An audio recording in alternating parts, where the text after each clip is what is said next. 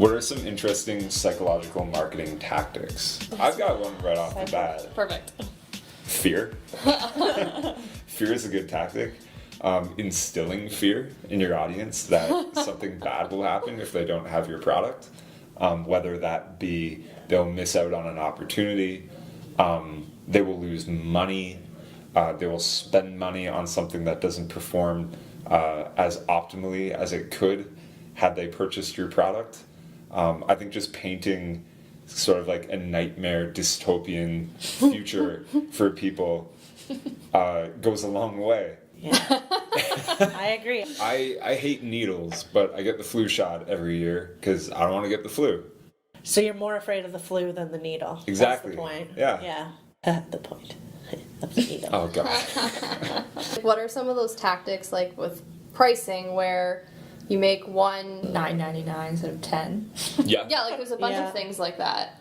Oh, there is a really famous cool story about jam that we were told in uni, which was that actually providing too many choices caused sales of jam to go down. Like there were too many flavors and brands of jam. So they reduced the number and sales of jam went up because people are crippled by the idea of like making the wrong choice. So they'll often just choose not to make a choice at all. There's a really obvious one, the whole creating a sense of urgency. So like, oh, there's only 2 positions left for this webinar, or only 2 of these left in stock. Hurry up before it's sold out. That I think everyone knows those ones. That now. relates a lot to the one I had in the chamber. That also relates to fear.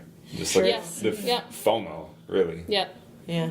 I was going to say the belongingness version of that is like exclusivity, so as opposed to scarcity. Like they're kind of similar, but the idea of being part of like this prestigious thing that not everyone can be a part of, that is very motivating, and you see it a lot in premium brand marketing.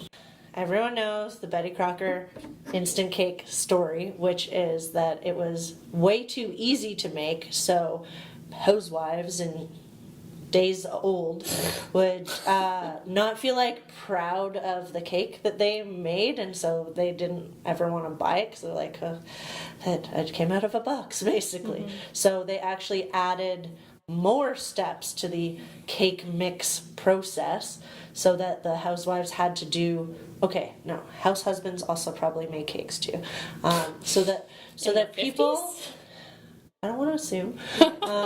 Wait, did people stop making cakes since the 50s? This still applies today. Yeah, well then it has to definitely include house husbands today. Okay. But this did happen a while back. And so they added another step to the process so that people actually had to do more work to make the cake, and the sales went way up because I think what that gets at is like a sense of ownership over something. Another good one, and this is one that I experienced as a customer, is I guess sort of the sunk cost fallacy. Yeah. So, story, I was given a weed whacker for Christmas. That's a pretty legit Christmas gift. Yeah, new homeowner, spring on the way, need a weed whacker. But it was from the company Ryobi. Yeah. I hope I'm saying that right. Yep. This weed whacker, it's battery powered. It didn't come with a battery. So I go to Home Depot, and the batteries cost like $200 a piece, but you need to buy the Ryobi battery. Yeah. So they sell these weed whackers and other things like drills and stuff like that for like dirt cheap. But then you have to drop serious cash on the battery. But then not only that, the batteries are interchangeable between the drill and the weed whacker. So it forces you to kind of go into buying the whole like Ecosystem. catalog, the ecosystem of Ryobi products. And so I was at Home Depot, I'm looking at this battery thinking like, this was a gift. And now this gift is costing me $200, but I'm already in, like I've already got the weed whacker, like I guess I got to get the battery now. And then not only that, but the battery cost $200. They had a bundle where you could buy a drill with a battery for $250. I was like, well, shit. Then I'm kind of getting a drill for $50. That's really good because the Ryobi drill by itself is like $175. So you're a Ryobi man now, that's what you're trying to tell us? I already had a drill. Oh, that was going to be my next question. Because, like, drills are good to have, but, like, if you already had one, what the hell, man? Honestly, I thought maybe I can sell this. Which, marketing? Did you? No, I didn't. course I have two You have drills 2 now. drills now. Yeah. But I even said to the guy at Home Depot, I was like, damn, like I'm in for like $200 now because I got this gift. But I respect it. I get it. Like, good. That's a great move.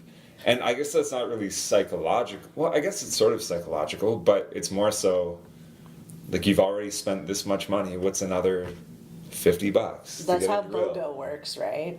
Oh, It's yeah. the same idea. Like, you only wanted one, but, oh, if the next one is cheaper, okay. Yeah. Very similar process used in video games is what I was thinking to your Ryobi example, is the idea of getting someone into an ecosystem. Mm-hmm. Because I guess this isn't psychological, but it's an interesting story, is that the consoles are almost always sold at a loss leader because once you have them, so they lose money on it, but they know you have that system, you're going to buy all the accessories, you're going to buy all the games for that system, you're going to tell your friends, I need to play with you on this system, so they have to have it to play with you. It's that whole idea of getting someone in the front door. You're willing to do almost anything, and it's that cost of acquisition versus the lifetime value of a customer, right? And so not necessarily consumer psychology, but actually more so on the business side of how things are priced and done, is because you're worth more to them when you're in the ecosystem, spending a ton of money over your homeowner life with all of your different tools.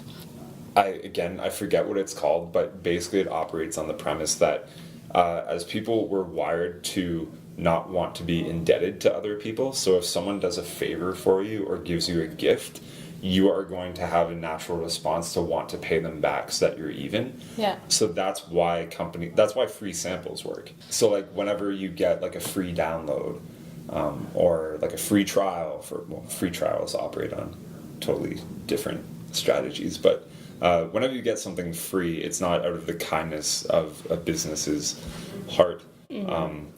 It's about kind of flipping the switch on this like program that we all have within us to want to give back to someone who's given to us. Yeah, there really is no such thing as a free lunch ever. No. Actually, there's just always a cost with everything. Think about that while you fall asleep tonight. Nothing is free. Slightly related, but maybe not exactly. I remember back in the days of working at retail, they would teach you to put the thing into a customer's hand so they're already holding it, so they already have that like sense of ownership over it. Oh, that's because it made it interesting. harder for them to say no. Because then they have to give it back or put it back Yeah, or whatever. and try doing it sometime. Try handing it back. It feels really awkward, and it's like trying to avoid that sense of awkwardness of handing it back. Yeah. That's interesting. I'm learning that humans basically just are trying really hard to avoid looking dumb or feeling left out. Or, Yeah. Story of my life. Yeah. We're all the same on the inside, afraid of being a loser.